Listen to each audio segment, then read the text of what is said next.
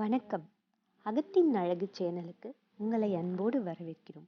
இன்னைக்கு அகத்தின் அழகு சேனல்ல என்ன நோயா இருந்தாலும் ஒரு மருந்து சரி பண்ணும். அது என்ன மருந்துன்னு பார்க்கலாம்.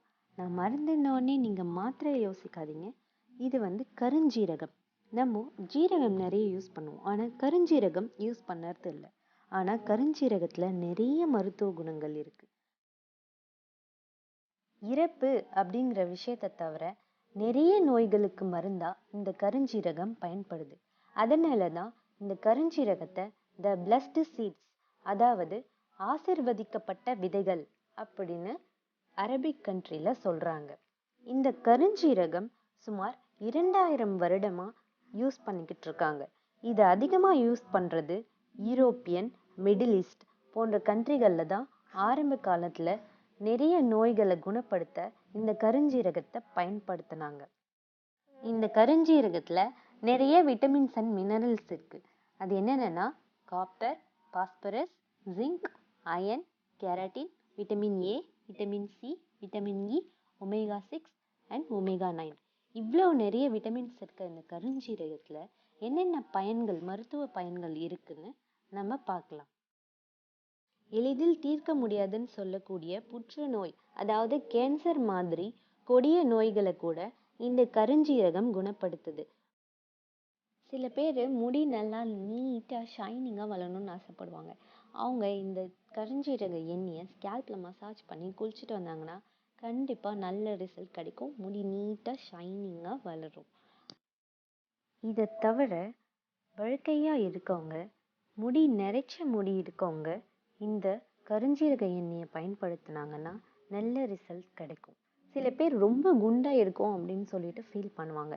அந்த மாதிரி இருக்கவங்க இதை டெய்லி ஒரு ஸ்பூன் தேன்ல கலந்து சாப்பிட்டாங்கன்னா கண்டிப்பா வெயிட் குறையும். ஆஸ்துமா, தும்மல், இருமல் போன்ற பிரச்சனைகளுக்கு இந்த கருஞ்சீரகம் நல்ல மருந்தா பயன்படுது. சில பேர் அடிக்கடி நிறைய மறந்துடுவாங்க. அந்த மாதிரி ஞாபக மறதி இருக்கவங்க இந்த கருஞ்சீரகத்தை பயன்படுத்தினாங்கன்னா கண்டிப்பா நல்ல இம்ப்ரூவ்மெண்ட் தெரியும். அதே போல இருதய நோய் உள்ளவங்க இந்த கருஞ்சீரக எண்ணெயை சாப்பிட்டுட்டு வந்தாங்கன்னா கண்டிப்பா இரத்த நாளங்கள் சீராகும். அடுத்தது பிளட் ப்ரெஷர் இருக்கவங்க இந்த கருஞ்சீரக எண்ணெயை யூஸ் பண்றதுனால அவங்களுக்கு ப்ரெஷர் கண்டிப்பா குறையுது. கொலஸ்ட்ரால் சில பேருக்கு தேவையில்லாத கொழுப்பு அதிகமாக ஏறிக்கிட்டே இருக்கும். அவங்க இந்த கருஞ்சீரக எண்ணெயை யூஸ் பண்ணலாம். அடுத்ததா கான்ஸ்டிபேஷன் ப்ராப்ளம் இருக்கவங்க, அதாவது மலச்சிக்கல் இருக்கவங்க இந்த கருஞ்சீரக எண்ணெயை டெய்லி காலையில் வெறும் வயிற்றில் எடுத்துக்கிட்டாங்கன்னா கண்டிப்பாக அந்த பிரச்சனை சரியாகும்.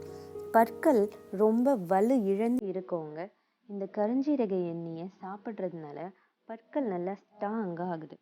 அடுத்தது மென்ஸ்ட்ருவல் டிஸார்டர்ஸ். யூஸ்வலாக கேர்ள்ஸ்க்கு இந்த பிரச்சனை இப்போ நிறையவே வருது. ஸோ அந்த மாதிரி டைமில் இவங்க கொஞ்சம் கருஞ்சீரக எண்ணெய் எடுத்துக்கிறது நல்லது. பாதத்தில் குதிகால் வெடிப்பு இருக்கவங்க இந்த கருஞ்சீரக எண்ணெயை அப்ளை பண்ணாங்கன்னா சீக்கிரமாக அந்த குதிகால் வெடிப்பு சரியாகும். பிரஸ்ட் ஃபீட் பண்ணுற மதர் இந்த கருஞ்சீரகம் எடுத்துக்கிட்டாங்கன்னா மில்க் சப்ளை அதிகமாகும்.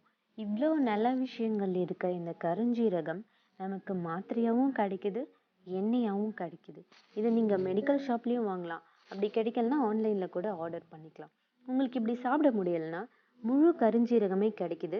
அதை நீங்கள் வாங்கி சாதா ஜீரகத்துக்கு பதிலாக கருஞ்சீரகத்தை போட்டு ரசம் வச்சு சாப்பிடலாம். உடம்புக்கு ரொம்ப நல்லது. இது தவிர கருஞ்சீரக பொடியை தேனில் கலந்து டெய்லி ஒரு ஸ்பூன் சாப்பிட்டு வந்தாங்கன்னா ரொம்ப நல்லது. ஆனால் இந்த கருஞ்சீரகத்தை நம்ம அளவாக தான் பயன்படுத்தணும். 1 கிராமுக்கு மேலே ஒரு நாளைக்கு சாப்பிடக்கூடாது. ஆனால் இதை அளவாக சாப்பிட்டிங்கன்னா உடம்புக்கு நிறைய பெனிஃபிட், எல்லா நோய்களையும் தீர்க்கும். இப்படிப்பட்ட கருஞ்சீரகத்தை கண்டிப்பாக நாமளும் வாங்கி யூஸ் பண்ணலாம். ஓகே ஃப்ரெண்ட்ஸ், உங்களுக்கு என்னோட வீடியோ பிடிச்சிருந்தா சப்ஸ்கிரைப் பண்ணுங்கள், லைக் பண்ணுங்கள், ஷேர் பண்ணுங்கள்.